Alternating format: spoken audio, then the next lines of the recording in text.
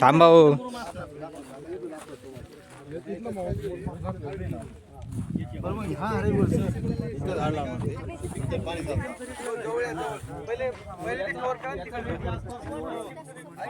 तिकडचं कव्हर करा ना.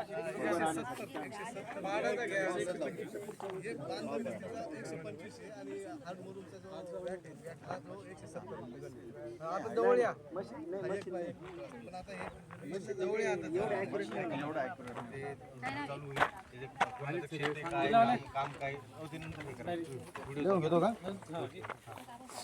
आता या हे जे स्ट्रक्चर आहे की नाही, स्ट्रक्चर कोणत्या प्रकारचे याचे काय फायदे तोटे येतात, जर पुन्हा कोणत्या शेतकऱ्या शेतात आहे, किती व्हावं लागले याचे, किती दिवस लागले, हे सगळं माहिती आहे. हे पण त्याच शेतकऱ्याचं हे जे काम आहे हे वॅटचं काम आहे आणि 128 गट नंबर आहे आणि हे ज्ञानेश्वर रामभाऊ भोर यांच्या शेतामध्ये आहे. गाव निनावी आहे, तालुका इगतपुरी आणि जिल्हा नाशिक. गट नंबर 128 मध्ये हे काम झालेलं आहे. आता हे कामाचा प्रकार आहे वॅट. याला जल शोषक चर, वॉटर ॲब्झॉर्प्शन ट्रेंच म्हणतात. याला फंडिंग कोण करतं? याला फंडिंग नाबार्डची आहे आणि हे जे काम असतं हे मजुरांच्या माध्यमातून केलं जातं. याचा उद्देश असा आहे की जे डोंगर माथ्यावर जे पाऊस पडतोय, ते पाऊस जे पडतोय ते पाण्याचं जे प्रेशर आहे ते शेतामध्ये जर गेलं तर शेतातली माती वाहून जाते. म्हणून ह्या चरमध्ये जर पाणी अटकून राहिलं तर स्पीड कमी होतो पाण्याचा आणि मग हळूहळू पाणी खाली जातं. पाणी जिरण्यासाठी आणि स्पीड कमी करण्यासाठी हे स्ट्रक्चर केलं जातं. याची साईज असते 1 मीटर रुंद, 5 ते 7 मीटर लांब, म्हणजे लांबी त्याची ज्या क्षेत्रानुसार असते आणि खोली 1 मीटर असते आणि रुंदी 1 मीटर असते. लांबी त्याच्या म्हणजे स्ट्रक्चरनुसार 6-7 फूट, रुंदी 1 मीटर असते आणि खोली 1 मीटर असते. परंतु त्या क्षेत्रामध्ये 1 मीटर नाही खोली 1 मीटर असते. परंतु आता क्षेत्र जसं असेल आता होत नाही तर मग अर्धा मीटर रुंदी वाढवून नाही मग तेवढीच रुंदी वाढवून पाणी किती वाहून येणार आहे तेवढं ठेवणार. हो, सगळ्या ट्रेंचेस मध्ये भरल्या गेलं पाहिजे. कारण तिथं खोदल्या गेलं 1 मीटर पर्यंत तशा पद्धतीने हे सर्व मजुरांनी, आदिवासी लोकांनी मजुरांनी बदलत नाही. रुंदी 1च मीटर असते बॅटला आणि खोली 1 मीटर असते. हा, खोली जमिनीनुसार 1 मीटरच्या आत दोन्हीच्या 3-4 मीटर 3 मीटर नाही 2 मीटर याच्यामध्ये पाणी एक घन मीटरला एक घन मीटरला 1000 लिटर पाणी याच्यामध्ये साचतं एका वेळेस. मग दुसऱ्या वेळेस परत पाऊस पडला पुन्हा 1000 लिटर साचतं. असं 3 वेळेस पाऊस पडला तर 3000 लिटर पाणी याच्यामध्ये थांबतं आणि जिरतं. जमिनीतलं रिचार्ज पाणीचं रिचार्ज वॉटर रिचार्ज करण्यासाठी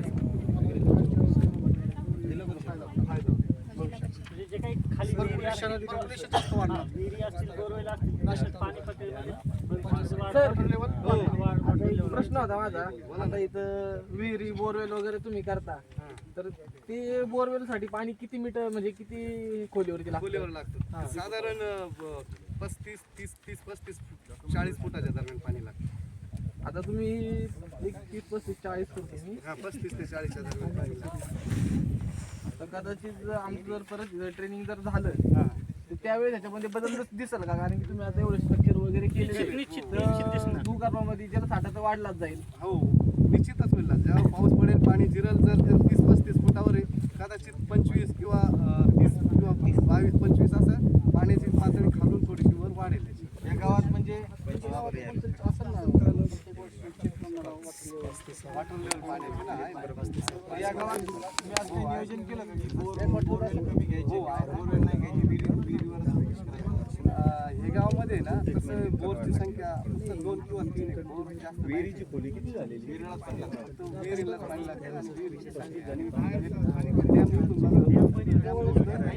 इकडे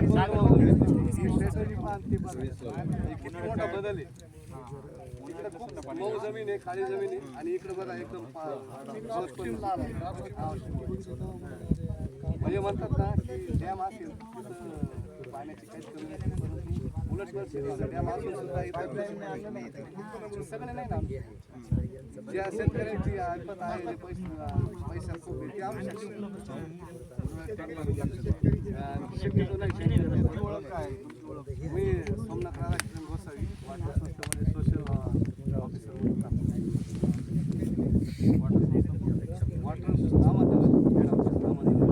वॉटर संस्थेबद्दल माहिती सांगतो थोडी. वॉटरशेड ऑर्गनायझेशन ट्रस्ट ही संस्था 1993 मध्ये स्थापन झालेली आहे आणि त्या संस्थेचा मेन जे काही स्थापन करणारे जे आहेत ते माननीय हनुमान पाकर हे संस्थेचे स्थापन करणारे व्यक्ती आहेत आणि त्यांचा मेन उद्देश असा होता की 1970-72च्या काळात जे काही दुष्काळी परिस्थिती होती महाराष्ट्रामध्ये दुष्काळ पडलेला होता त्या दरम्यान खूप लोक अक्षरशः गाव सोडून बाहेरगावी जात होते, स्थलांतर करत होते. तर त्यावेळेस त्यांना पाणलोट क्षेत्र विकासाचे त्यांच्या डोक्यामध्ये जे काही संकल्पना होती ती त्यांनी प्रत्यक्ष अंमलात आणायची ठरवली आणि ते खेडेगावामध्ये स्वतः गेले. त्यांनी लोकांना सांगितलं की तुम्ही ह्या संकटातून पळून जाऊ नका, पळून जाऊन हे संकट काही जाणार नाही, उलट तुमच्या कुटुंबाची वातावरण होईल, नुकसान होईल, तुम्ही इथंच थांबा आणि इथं या संकटाची सामना करा. तर ते सामना करण्यासाठी तुम्ही फक्त मला मदत करा, तुम्ही गावात थांबा, माझ्या डोक्याची संकल्पना आहे ती तुम्हाला सांगतो. त्यांनी जे भारत सरकार आहे त्यामध्ये भारत सरकार आणि जर्मन देश या दोन्यांचा एक मैत्रीपूर्ण करार झालेला होता. त्या मैत्रीपूर्ण करारानुसार जे काही भारतातले किंवा महाराष्ट्रातले त्या राज्यांमध्ये वेगवेगळे जे दुष्काळी गाव आहे, दुष्काळ परिस्थिती होती की जिथं खूपच दुष्काळ आहे अशा गावाची परिस्थिती बदलण्यासाठी पाणलोट क्षेत्र विकास या कार्यक्रमाला त्यांनी काही निधी दिला. फॉरेस्टच्या एरियामध्ये तो निधीचा वापर म्हणजे त्यांनी जे वरच्या 5 वर नाही निधी महाराष्ट्रामध्ये आणला. करू शकत नाही ना. महाराष्ट्रामध्ये आणि कामाची केली की मेंढवण या गावी आणि त्या गावामधले लोकांनी त्यांचं काही सुरुवातीला तर ते ऐकलं आणि मग पाणलोट क्षेत्र कामाची सुरुवात झाली. आणि आता हेड ऑफिस अहमदनगरला आहे आणि रिसर्च ऑफिस ते पुण्याला आहे. आणि आता संस्थेचे 10 राज्यांमध्ये काम चालू आहे. सुरुवातीला काही जिल्ह्यामध्ये काम चालू आहे. 10 राज्यांमध्ये त्यांची जमीन आहे, डोंगर म्हणजे सगळे त्यांचे दगड बी त्यांचे पूर्ण काळा दगड आहे.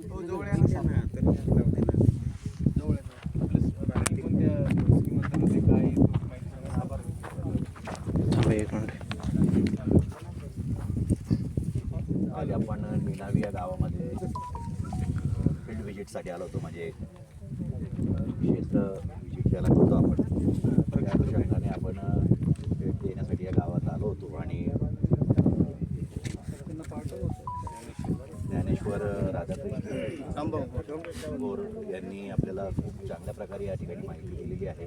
प्रत्यक्षात ते आपल्याला कार्यक्षेत्रामध्ये घेऊन आल्यानंतर त्यांनी जे कामं झाले आहेत ते सर्व रेकॉर्ड हातात ठेवून आपल्याला दाखवलेलं आहे. कुठेही त्यांनी ऐगई केलेलं नाही कामामध्ये आणि अतिशय उत्कृष्ट प्रकारे त्यांनी या ठिकाणी हा कार्य नाबार्डच्या मार्फत हा कार्यक्रम या ठिकाणी राबवलेला आहे आणि अतिशय चांगलं काम त्यांनी या ठिकाणी केलेलं आहे. आपण सर्वांनी मिळून त्यांना एकदा धन्यवाद देऊया. एकदा जोरदार टाळ्या. ते शेतकरी होते सर. सर तुम्ही म्हणजे सोमनाथ